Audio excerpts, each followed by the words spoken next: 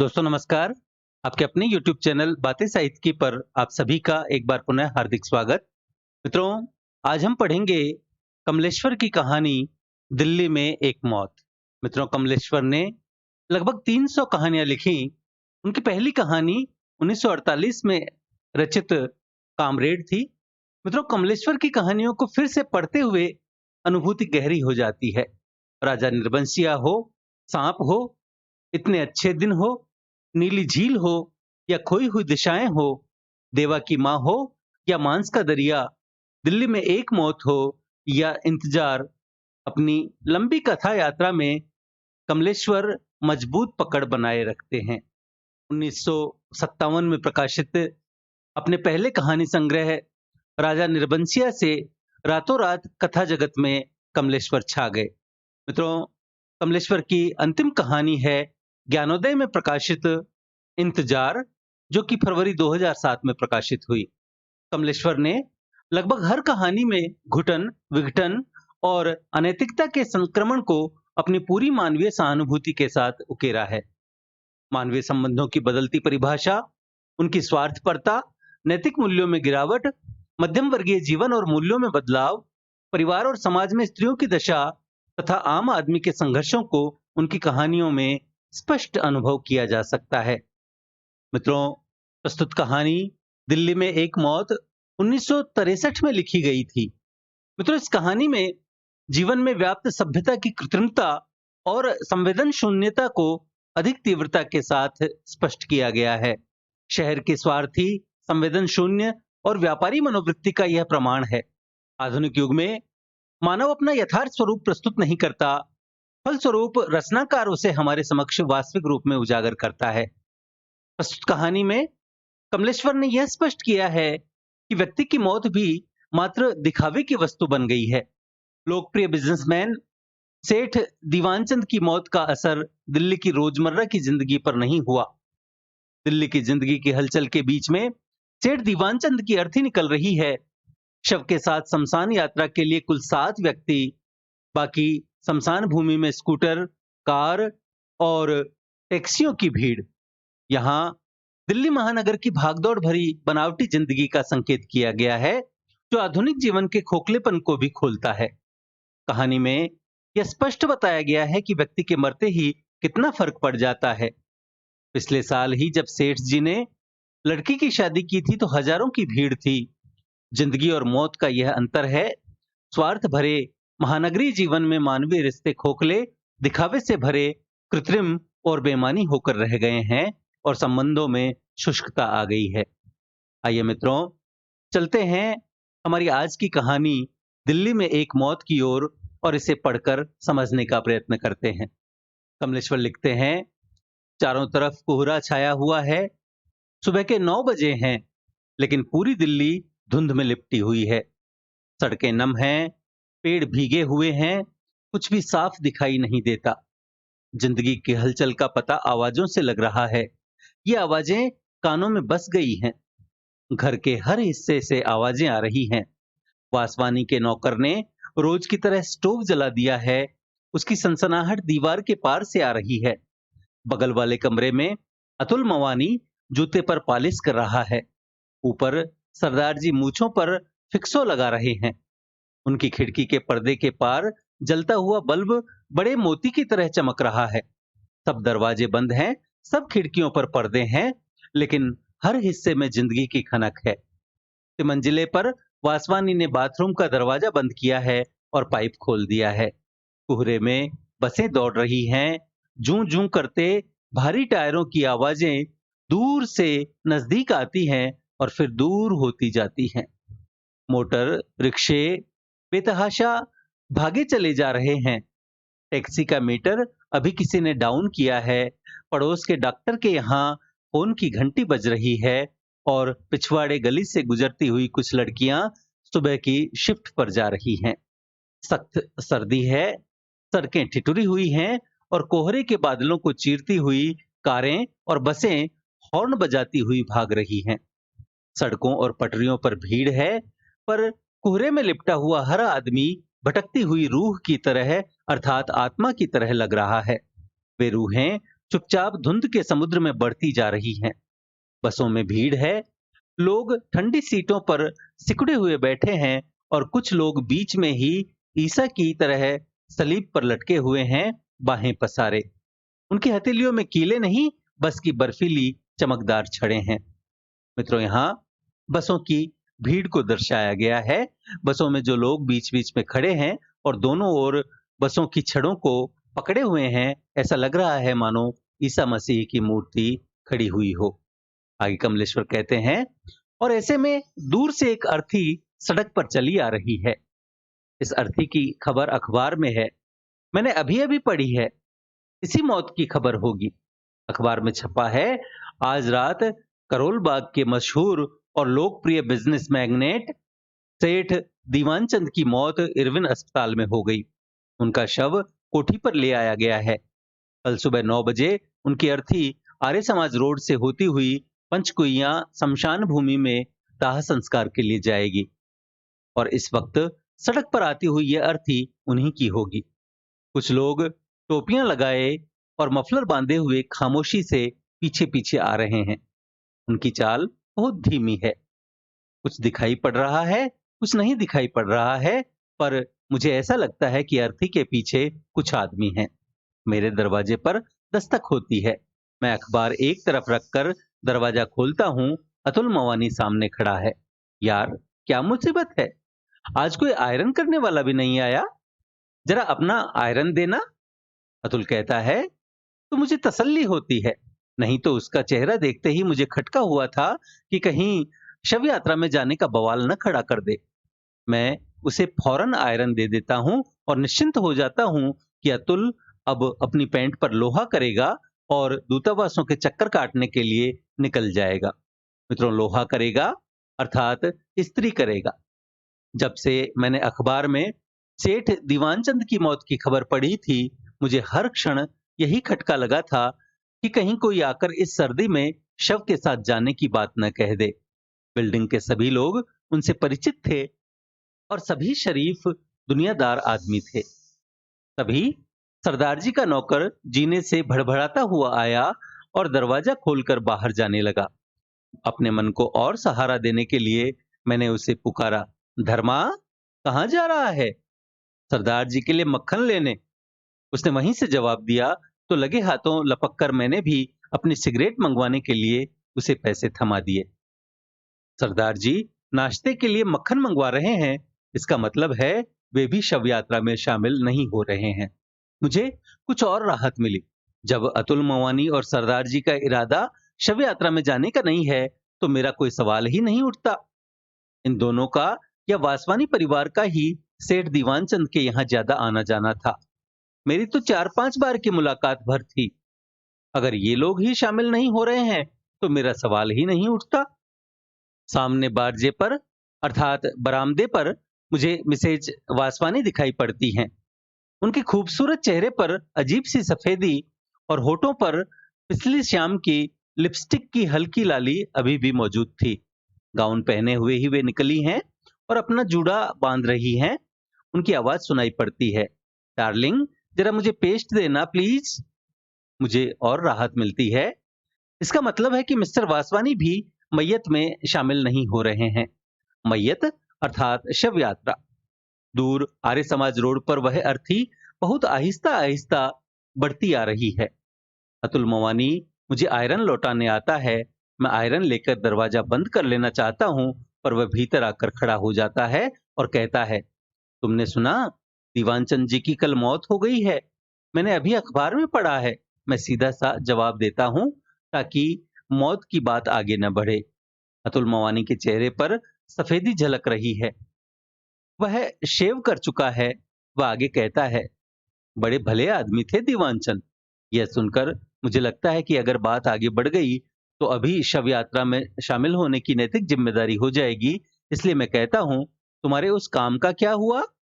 बस मशीन आने भर की देर है। आते ही अपना कमीशन तो खड़ा हो जाएगा। ये कमीशन का काम भी बड़ा बेहुदा है, पर किया क्या जाए। 8-10 मशीनें मेरे थ्रू निकल गई तो अपना बिजनेस शुरू कर दूंगा। अतुल मवानी कह रहा है, भाई शुरू शुरू में जब मैं यहाँ आया था तो दीवान चंद जी ने बड़ी मदद की थी मेरी। उन्हीं की वजह से कुछ काम धाम मिल गया था। लोग बहुत मानते थे उन्हें। फिर दीवान चंद का नाम सुनते ही मेरे कान खड़े हो जाते हैं। तभी खिड़की से सरदार जी सिर निकालकर पूछने लगते हैं, मिस्टर मवानी, कितने बजे चलना है? वक्त तो 9 बजे का था। शायद सर्दी और कोहरे की वजह से कुछ देर हो जाए, वह कह रहा है। और मुझे लगता है कि यह बात शव यात्रा के बारे में ही है। सरदार जी का नौकर धर्मा मुझे सिगरेट देकर जा चुका है और ऊपर मेज पर चाय लगा रहा है। तभी मिसेज वासवानी की आवाज सुनाई पड़ती है, मेरे ख्याल से प्रमिला वहां जरूर पहुंचेगी। क्यों डार्लिंग?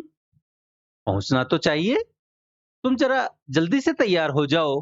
कहते हुए मिस्टर वासवानी बारजे से गुजर गए हैं। अतुल मुझसे पूछ रहा है, शाम को कॉफी हाउस की तरफ आना होगा? शायद चला आऊं।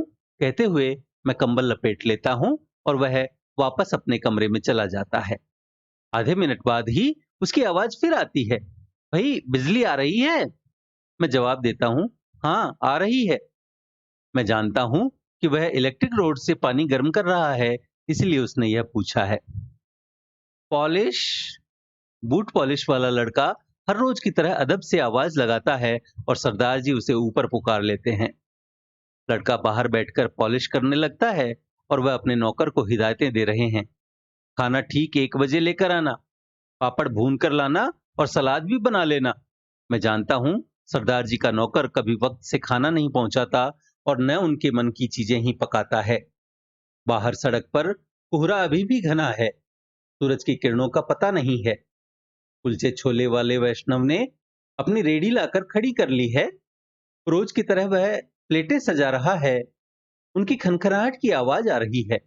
7 नंबर की बस छूट रही है। सूलियों पर लटके ईसा उसमें चले जा रहे हैं और क्यू में खड़े और लोगों को कंडक्टर पेशगी टिकट बांट रहा है।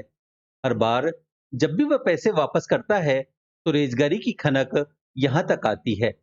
मित्रों, रेजगारी अर्थात खुले पैसे, चिल्लर। धुंध में लिपटी रूहों के बीच काली वर्दी वाला कंडक्टर शैतान की तरह लग रहा है। और अर्थी अब कुछ और पास आ गई है। नीली साड़ी पहन लूं? मिसेज वासवानी पूछ रही हैं। वासवानी के जवाब देने की घुटी घुटी आवाज से लग रहा है कि वह टाई की नॉट ठीक कर रहा है। सरदार जी के नौकर ने उनका सूट ब्रश से साफ करके हैंगर पर लटका दिया है और सरदार जी शीशे के सामने खड़े पगड़ी बांध रहे हैं। अतुल मवानी फिर मेरे सामने से निकला है। पोर्टफोलियो उसके हाथ में है। पिछले महीने बनवाया हुआ सूट उसने पहन रखा है। उसके चेहरे पर ताजगी है और जूतों पर चमक। आते ही वह मुझसे पूछता है, तुम नहीं चल रहे हो? और मैं जब तक पूछूं कि कहाँ चलने को वह पूछ रहा है, वह सरदार जी को आवाज लगाता है, आइए सरदार जी, अब देर हो रही है, 10 बज चुका है। 2 मिनट बाद ही सरदार जी तैयार होकर नीचे आते हैं कि वासवानी ऊपर से ही मवानी का सूट देखकर पूछता है, ये सूट किधर सिलवाया? उधर खान मार्केट में। बहुत अच्छा सिला है। टेलर का पता हमें भी देना। फिर वह अपनी मिसेज को पुकारता है, अब आ जाओ डियर। अच्छा मैं नीचे खड़ा हूं, तुम आओ। कहता हुआ वह भी भवानी और सरदार जी के पास आता है और सूट को हाथ लगाते हुए पूछता है, लाइनिंग इंडियन है? इंग्लिश? बहुत अच्छा फिटिंग है। कहते हुए वह टेलर का पता डायरी में नोट करता है। मिसेज वाधवानी बारजे पर दिखाई पड़ती हैं। अर्थी अब सड़क पर ठीक मेरे कमरे के नीचे है। उसके साथ कुछ एक आदमी हैं। एक दो कारें भी हैं जो धीरे धीरे रेंग रही हैं। लोग बातों में मशगूल हैं, अर्थात बातें कर रहे हैं। मिसेज वासवानी जूड़े में फूल लगाते हुए नीचे उतरती हैं तो सरदार जी अपनी जेब का रुमाल ठीक करने लगते हैं। और इससे पहले कि वे लोग बाहर जाएं, वासवानी मुझसे पूछता है, आप नहीं चल रहे? आप चलिए, मैं आ रहा। मैं कहता, पर दूसरे ही क्षण मुझे लगता है कि उसने मुझसे कहाँ चलने को कहा है। मैं अभी खड़ा सोच ही रहा हूं कि वे चारों घर के बाहर हो जाते हैं। अर्थी कुछ और आगे निकल गई है। एक कार पीछे से आती है और अर्थी के पास धीमी होती है। चलाने वाले साहब शव यात्रा में पैदल चलने वाले एक आदमी से कुछ बात करते हैं और कार सर्र से आगे बढ़ जाती है। अर्थी के साथ पीछे जाने वाली दोनों कारें भी उसी कार के पीछे सरसराती हुई चली जाती हैं। मिसेज वासवानी और वे तीनों लोग टैक्सी स्टैंड की ओर जा रहे हैं। मैं उन्हें देखता रहता हूँ। मिसेज वासवानी ने फर कॉलर डाल रखा है और शायद सरदार जी अपने चमड़े के दास्ताने पहने हैं और वे चारों टैक्सी में बैठ जाते हैं। अब टैक्सी इधर ही आ रही है और उसमें से खिलखिलाने की आवाज मुझे सुनाई पड़ रही है। वासवानी आगे सड़क पर जाती अर्थी की ओर इशारा करते हुए ड्राइवर को कुछ बता रहा है। मैं चुपचाप खड़ा सब देख रहा हूँ और अब न जाने क्यों मुझे मन में लग रहा है कि दीवान चंद की शव यात्रा में कम से कम मुझे तो शामिल हो ही जाना चाहिए था। उनके लड़के से मेरी खासी जान पहचान है और ऐसे मौके पर तो दुश्मन का साथ भी दिया जाता है। सर्दी की वजह से मेरी हिम्मत छूट रही है, पर मन में कहीं शव यात्रा में शामिल होने की बात भीतर ही भीतर पहुंच रही है। उन चारों की टैक्सी अर्थी के पास धीमी होती है। मवानी गर्दन निकालकर कुछ कहता है और दाहिने से रास्ता काटते हुए टैक्सी आगे बढ़ जाती है। मुझे धक्का सा लगता है और मैं ओवरकोट पहनकर चप्पलें डालकर नीचे उतर आता हूँ। मुझे मेरे कदम अपने आप अर्थी के पास पहुंचा देते हैं और मैं चुपचाप उसके पीछे पीछे चलने लगता हूँ। 4 आदमी कंधा दिए हुए हैं और 7 आदमी साथ चल रहे हैं। 7वां मैं ही हूँ और मैं सोच रहा हूँ कि आदमी के मरते ही कितना फर्क पड़ जाता है। पिछले साल ही दीवान चंद ने अपनी लड़की की शादी की थी तो हजारों की भीड़ थी। कोठी के बाहर कारों की लाइन लगी हुई थी। मैं अर्थी के साथ साथ लिंक रोड पर पहुंच चुका हूं। अगले मोड़ पर ही पंचकुइया शमशान भूमि है और जैसे ही अर्थी मोड़ पर घूमती है, लोगों की भीड़ और कारों की कतार मुझे दिखाई देने लगती है। कुछ स्कूटर भी खड़े हैं। औरतों की भीड़ एक तरफ खड़ी है। उनकी बातों की ऊंची ध्वनियां सुनाई पड़ रही हैं। उनके खड़े होने में वही लचक है जो कनॉट प्लेस में दिखाई पड़ती है। सभी के जूड़ों के स्टाइल अलग अलग हैं। मर्दों की भीड़ से सिगरेट का धुआं उठ उठ कर कोहरे में घुला जा रहा है और बात करती हुई औरतों के लाल लाल होंठ और सफेद दांत चमक रहे हैं और उनकी आंखों में एक गरूर है, एक घमंड है। अर्थी को बाहर बने चबूतरे पर रख दिया गया है। अब खामोशी छा गई है। इधर उधर बिखरी हुई भीड़ शव के इर्द गिर्द जमा हो गई है और कारों के शोफर हाथ में फूलों के गुलदस्ते और मालाएं लिए अपनी मालकिनों की नजरों का इंतजार कर रहे हैं। मेरी नजर वासवानी पर पड़ती है। वह अपने मिसेज को आंख के इशारे से शव के पास जाने को कह रहा है और वह है कि एक औरत के साथ खड़ी बात कर रही है। सरदार जी और अतुल मवानी भी वहीं खड़े हुए हैं। शव का मुंह खोल दिया गया है और अब औरतें फूल और मालाएं उसके इर्द गिर्द रखती जा रही हैं। शोफर खाली होकर अब कारों के पास खड़े सिगरेट पी रहे हैं। एक महिला माला रखकर कोट की जेब से रुमाल निकालती है और आंखों पर रखकर नाक सुरसुराने लगती है और पीछे हट जाती है। और अब सभी औरतों ने रुमाल निकाल लिए हैं और उनकी नाकों से आवाजें आ रही हैं। कुछ आदमियों ने अगरबत्तियां जलाकर शव के सिरहाने रख दी हैं। वे निश्चल खड़े हैं। आवाजों से लग रहा है औरतों के दिल को ज्यादा सदमा पहुंचा है। अतुल मवानी अपने पोर्टफोलियो से कोई कागज निकालकर वासवानी को दिखा रहा है। मेरे ख्याल से वह पासपोर्ट का फॉर्म है। अब शव को भीतर शमशान भूमि में ले जाया जा रहा है। भीड़ फाटक के बाहर खड़ी देख रही है। शोफरों ने सिगरेटें या तो पी ली हैं या बुझा दी हैं और वे अपनी अपनी कारों के पास तैनात हैं। शव अब भीतर पहुंच चुका है। मातम कुर्सी के लिए आए हुए आदमी और औरतें अब बाहर की तरफ लौट रहे हैं। मित्रों, मातम पुरसी अर्थात किसी के मरने पर उसके संबंधियों के प्रति संवेदना प्रकट करना। कारों के दरवाजे खुलने और बंद होने की आवाजें आ रही हैं। स्कूटर स्टार्ट हो रहे हैं और कुछ लोग रीडिंग रोड बस स्टॉप की ओर बढ़ रहे हैं। कोहरा अभी भी घना है। सड़क से बसें गुजर रही हैं और मिसेज वासवानी कह रही हैं, प्रमिला ने शाम को बुलाया है, चलोगे ना डियर? कार आ जाएगी, ठीक है ना? वासवानी स्वीकृति में सिर हिला रहा है। कारों में जाती हुई औरतें मुस्कुराते हुए एक दूसरे से विदा ले रही हैं और बाय बाय की कुछ एक आवाजें आ रही हैं। कारें स्टार्ट होकर जा रही हैं। अतुल मवानी और सरदार जी भी रीडिंग रोड बस स्टॉप की ओर बढ़ गए हैं और मैं खड़ा सोच रहा हूं कि अगर मैं भी तैयार होकर आया होता तो यहीं से सीधा काम पर निकल जाता, लेकिन अब तो 11:30 बज चुके हैं।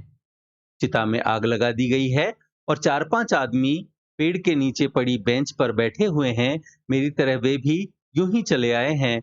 उन्होंने जरूर छुट्टी ले रखी होगी, नहीं तो वे भी तैयार होकर आते।